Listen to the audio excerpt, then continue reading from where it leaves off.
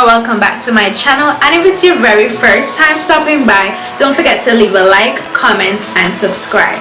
Now from the title you can already tell what we're about to get into, so if you're ready to see how I achieve these super defined juicy curls for my type 4 hair, then you're in the right place. But first, before we get into the video, I just want to show you guys a few products that were helpful for my wash day routine that may also help you achieve these super defined curls prior to doing what you'll see in the video. So after washing my hair with my shampoo, I went in with this Miel Organic Rosemary Mint Strengthening Hair Mask, and I left it in my hair for about 30 minutes and then rinsed it out. After washing my hair, I then put in this Strengthen and Restore Leave-In Conditioner from Shea Moisture. And for the video, you will see me apply the same product with my water to ensure that I get some moisture in my hair when I'm spraying it. So let's hop right into the video. We're starting off on freshly washed and detangled hair. My hair is about 2 nights old here. As I mentioned in the previous clips, I had wash day, and then after washing my hair I just applied some leave-in conditioner. This is my hair before wash day. And after applying the leave-in conditioner, I just sectioned my hair off into 6 jumbo plaits, and then I just allowed my hair to air dry overnight and left it in for an extra night. Now we have these jumbo sections, and when detangling your hair, I would say to just leave it in these 6 sections with the 2 clumps of hair, because when defining your curls it's better to work in small sections, and I find that this way helps me to move a lot faster and to not get frustrated when I have an overwhelming amount of hair. So we're just going to get these sections out of the way and start at the back section. I'm going to use some claw clips to help me in this process.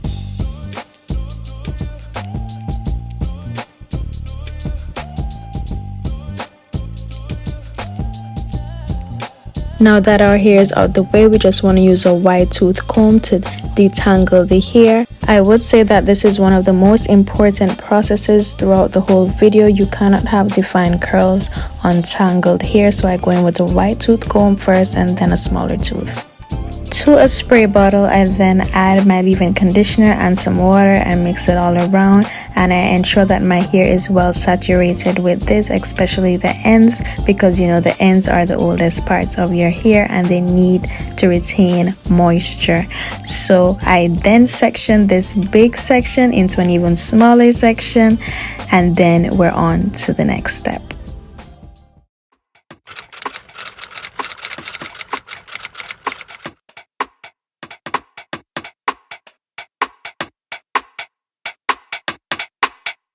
So the Xtreme gel is really the star of the show throughout this whole video. I love the texture of it. It's super lightweight, so I don't have to use too much on my hair. I'm just doing a strand test for you guys. You want to apply the gel and do some finger coils towards the middle, going straight to the end of your hair. As you can see, I just did a strand test to show you guys a little bit of what you can expect. And as I said, you can see that I'm not really starting to do the finger coils towards the roots. I'm starting from the middle to the end. I'm gonna put my hair in a ponytail, so I don't really see it necessary to go straight to the roots, to the ends. If you're doing an afro, maybe that would work more for you, but I just want the roots of my hair to stay as stretched as possible with not too much product. You're gonna see a little white cast. That's from my leave-in conditioner. I did not go over it with a smaller tooth comb in this section so that the leave-in conditioner is evenly distributed throughout my hair. So be mindful of that when you're doing this, to just, you know, go over with the leave-in conditioner as much as possible with a comb or your fingertips, just to make sure it's evenly distributed. But regardless, you will not have any white casts with the leave-in conditioner because you will dry your hair after this process. So I'm just gonna zoom in and show you guys, you know, a little close-up of what you can expect. These are some little juicy curls. The back of my hair is really the most coily part of my head, so these curls are going to be very intense, and you're going to see the curls get a lot looser as you come towards the beginning of my head. So sit back, relax, enjoy the process. I'm just applying the gel towards the whole section of hair now, and we're just gonna continue coiling. So enjoy the rest of the video, and I'll come back as I'm towards the front section of my hair.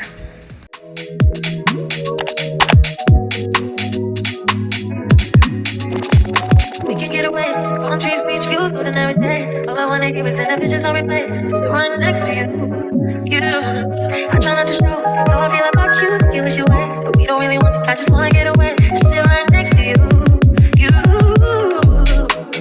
I don't wanna kiss you. Yeah, I just wanna feel you. I want you around.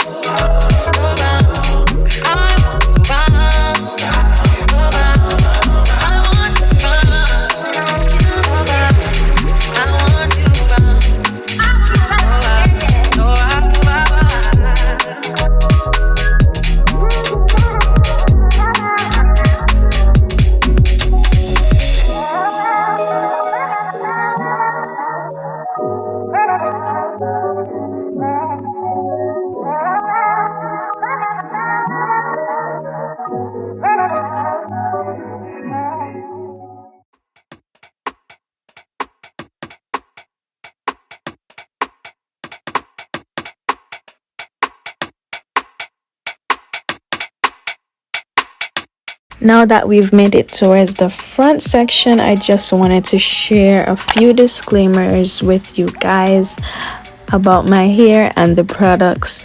But as I said, towards the beginning of my hair, the texture is a lot more loose, and you guys don't mind my ends because I just took my hair out of a protective style that I've had in for a good minute now, so my ends are overdue for a trim. So this section of my hair has a little bit of heat damage, so my curls are naturally looser here, but they're a bit looser than normal, so I do go into even smaller sections here, and I did use even more gel just to try to get it to be as curly as possible to match the other textures throughout my hair.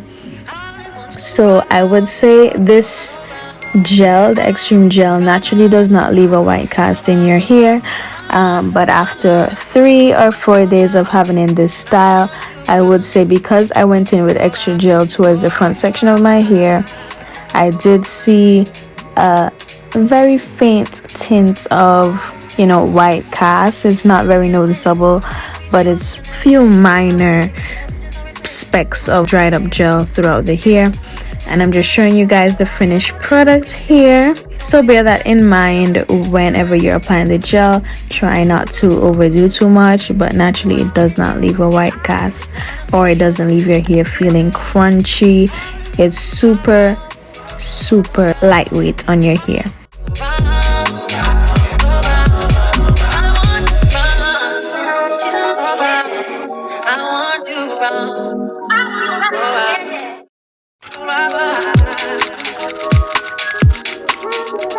Now I'm just going in with my blow dryer that I got from the beauty supply store, along with this diffuser attachment that I also got from the beauty supply store. It was pretty inexpensive.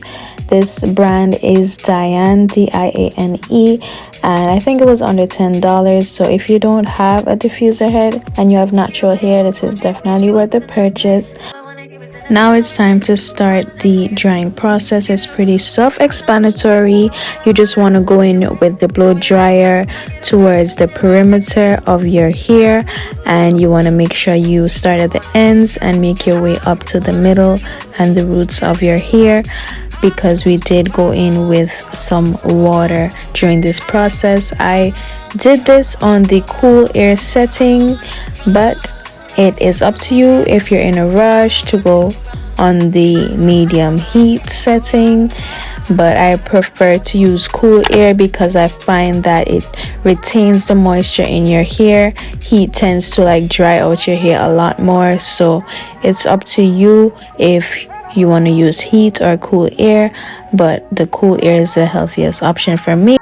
This is the end result. As you can see, we have a lot of shrinkage going on, but there's nothing a pick cannot fix. So I did lose my pick, but I went in with a wide long tooth comb that also did the job the same.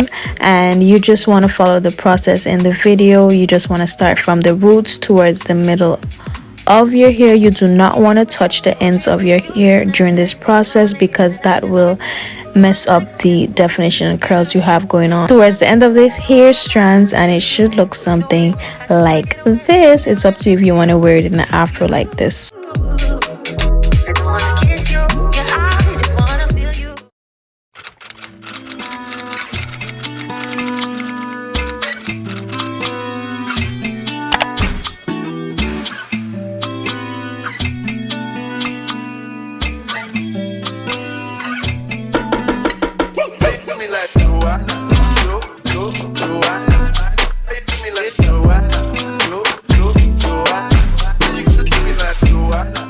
Now we're styling the hair into a pineapple puff, and we're just starting off by applying the shine and jam all throughout the perimeter of the head. This is very beneficial in ensuring that we have a sleek puff.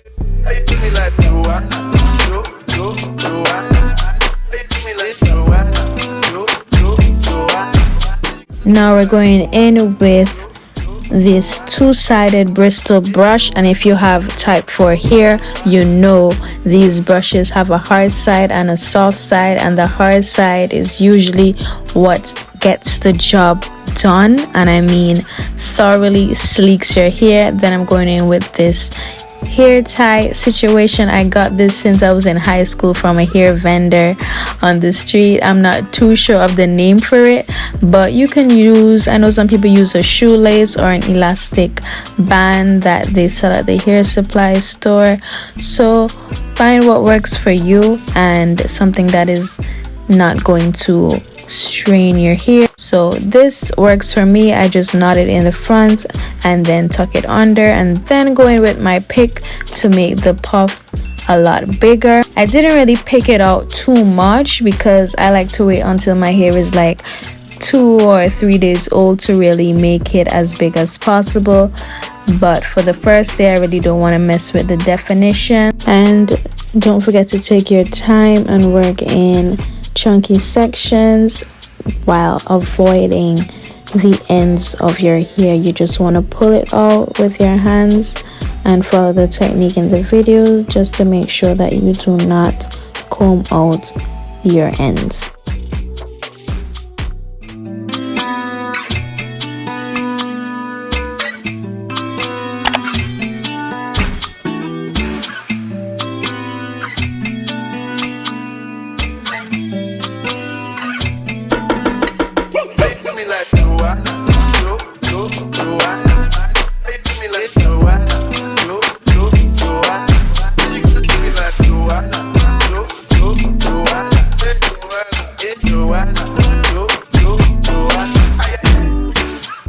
Now, you know, the look is never complete without applying my fancy Winks eyelashes.